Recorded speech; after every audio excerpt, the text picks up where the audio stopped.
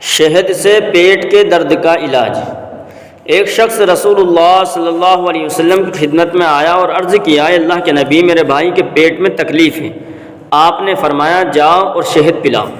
وہ شخص گیا اور شہد پلایا۔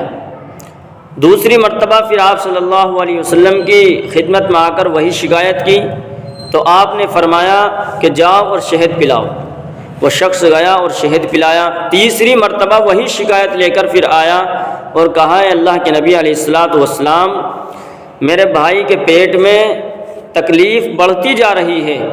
تو آپ صلی اللہ علیہ وسلم نے فرمایا کہ اللہ تبارک و تعالیٰ نے قرآن کریم میں سچ فرمایا ہے کہ شہد میں اللہ نے شفا رکھی ہے، شہد میں شفا ہے، تیرے بھائی کا پیٹ جھوٹا ہے۔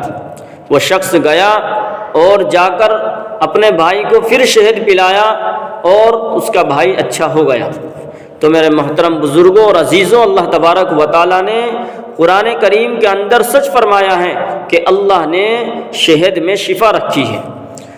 تو شہد یہ مکمل غذا بھی ہے اور دوا بھی ہے اور سنت بھی ہے، اس لیے ہمیں بھی چاہیے کہ ہم بھی شہد کا زیادہ سے زیادہ استعمال کریں، اور ہر عمر والے کے لیے بے حد فائدہ مند ہے، بے حد مفید ہے۔